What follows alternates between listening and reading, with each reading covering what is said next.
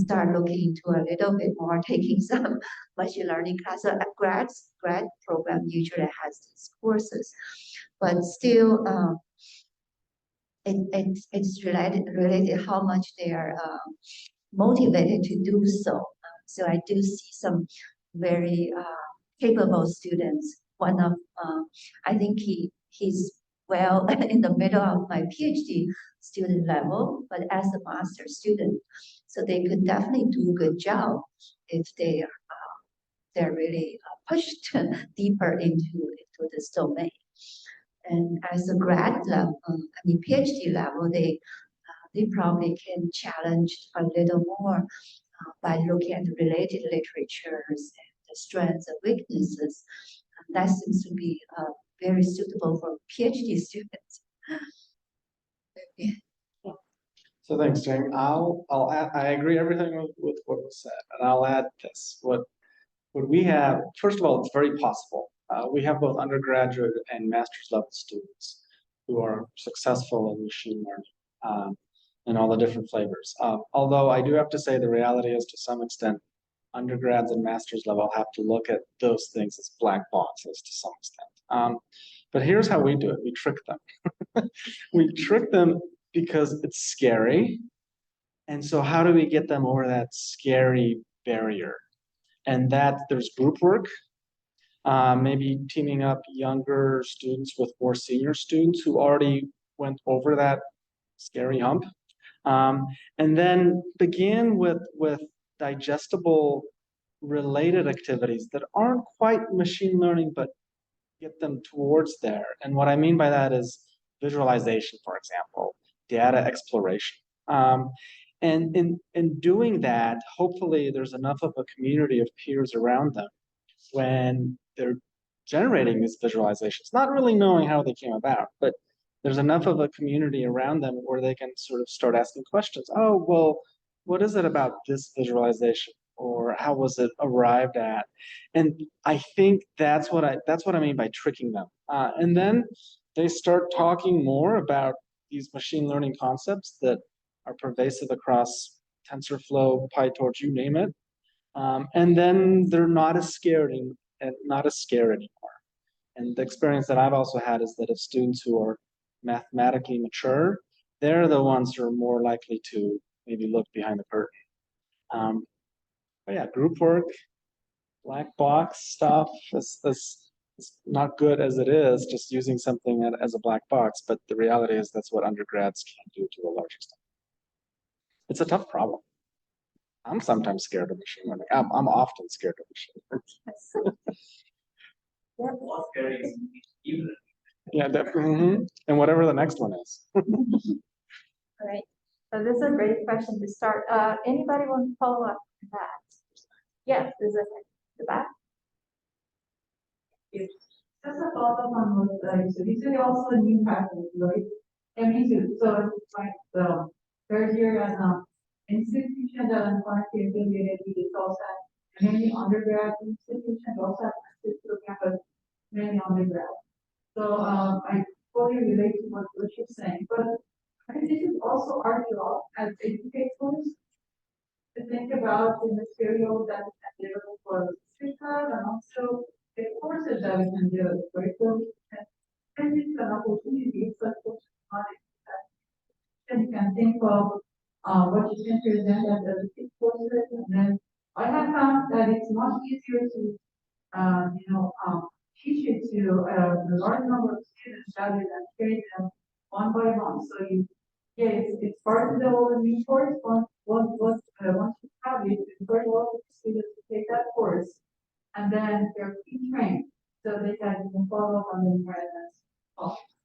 So I think this is also our responsibility to also design some instructional material for the research lab. For example, after my PhD, I remember that some of the research that they have, like they provide full documentation. Right? So if a new PhD student working on a tool, he or she was supposed to be having the Google Docs, step by step, how you did this or that, but one thing, right? It's really hard to go back to that field and what they you don't remember. Just put the document everything for research purposes, and I think educational purposes, also it's important to offer courses in undergrad and graduate. And yeah, so on the topic of training, so how how challenging is it? I'll put this to the panel. So how challenging it is to train students when the field moves so fast that there are papers coming out every day, and if you don't do something quickly, someone else might do it and publish ahead of you. So how do you deal with that? Okay, I'll start. Yeah, that's the exact description of our stage. Um, there, essentially, there's no way to read all the new papers. And I remember we were reading AlphaFold 2 paper in a class, and like my son, it took us 2 semesters. So each semester we read one paper, understand a small portion of the methodology. I just feel like there's no way you can really understand a method. Exactly, it's so challenging. But and we can't reproduce AlphaFold work either. So maybe there's no point to really understand everything they have over there. But if we can pick up something particular, it can make some connection to your own work, really benefit your own work, even if it's small. But one idea we could borrow from there, make us do our work even better. I would be already very happy. um, yeah, but in general, I do want to challenge. I know there most of the students here are PhD students. I think we have. I really hope the PhD students now to be satisfied with the level, just to be able to use a tool, just to be able to use autodecoder, decoder, and really try to go in deep, even if small. You understand the science part of it. Why do they say so? How does it work? This is exactly, I think, the gap that needs to be filled. We are scientists. We're not just engineering to apply some of the framework developed by Google. So I think we're counting on you guys to understand more. And when you go out to the world, you really contribute to this direction. Right, so I'll add to that a bit. Again, I agree everything with what was said. One way that I also approach this is via sort of ADEI efforts, and that I always begin by acknowledging that it's difficult. And I swear to students that, oh, thank goodness. So when I tell them that it's difficult, they feel a relief and pressure. So that has been an important aspect. One thing I want to sort of, not necessarily a tangent, but related. So we can't know everything. We know it's not even possible to read just the abstracts of all the things coming out. But one thing that I've heard from students that come back who have been successful, they attribute their success to their flexibility and their ability to pick up a new tool quickly and apply it to whatever task is at hand. And that necessarily means that when they're learning these things, it's not just one thing that they're learning about. It's not just the syntax of PyTorch or whatnot, and that they're learning concepts, exactly what you said. And I think that's very important. Learning the overarching concepts, as well as digging as deep as you're comfortable mathematically. And I think that sort of foundation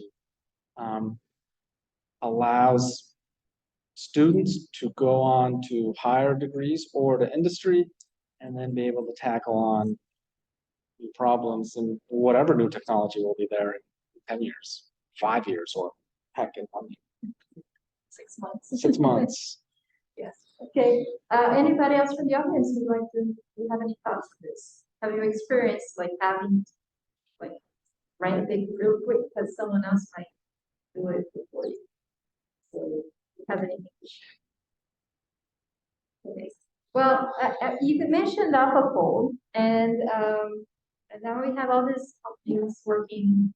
In the last few years, they realized that protein folding is a big problem, and we have now like lots of new development in the area, and suddenly programmers and scientists, modelers, computer people are interested, and they can get job in these fields.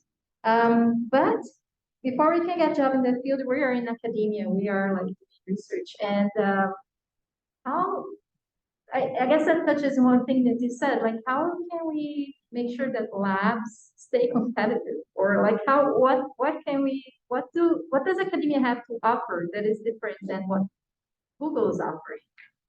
So, you guys have any thoughts? This is a tough one.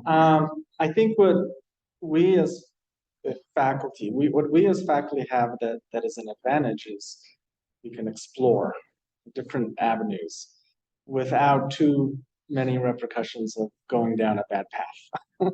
And I think if we instill or if we embrace that, we instill that in students, I think that opens up doors and possibilities. I think that's a really good mindset for students to have as well. Why not I go down this path and maybe it won't work out, but I definitely will have learned something in the process. It's a tough question though. Yeah, this is a very critical question. In academia right now, we're feeling behind, right? It's always Google come up first, architecture, and everybody follows up. Well, and there's a reason because they hire so many smart guys over there with really high salary and gave them almost unlimited resources. This is something we just can't match from academia.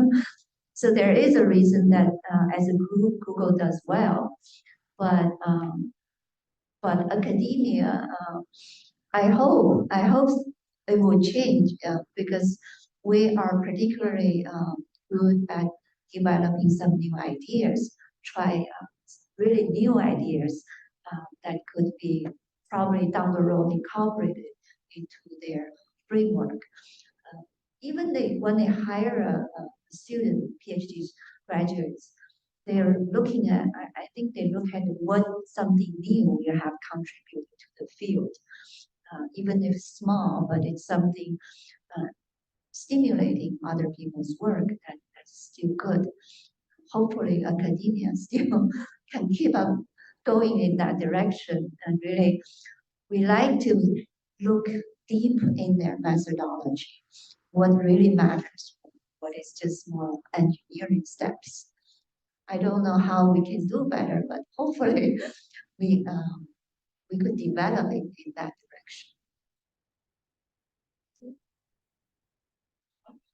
Thank you for this. Yeah, I don't like to ask. Hi, I was going to ask to all of you to see. So, in my experience, something on this, in research, they said we don't have limited resources textbook. But then one thing we do have like cited kids. So what I do is like, I encourage them to go for internship. So have them go for internships, and then they come out excited with so many ideas, but then at the cost of me trying to do something new, trying to do for some fundamental research. So I try to keep them interested by letting them see what's out there during PhD to get them excited about the kind of research they are doing. Yeah, that's a great point. I think someone else has raised me. Thank you. Yeah, I totally agree that I think that you now afford the two as examples. This field is really moving so fast, and think about after our phone two was proposed, how many research labs companies has been built, and everyone right now we proposing a very great approach in protein folding, RNA foldings, all and this many research such. I think most of the research lab right now are not able to make it.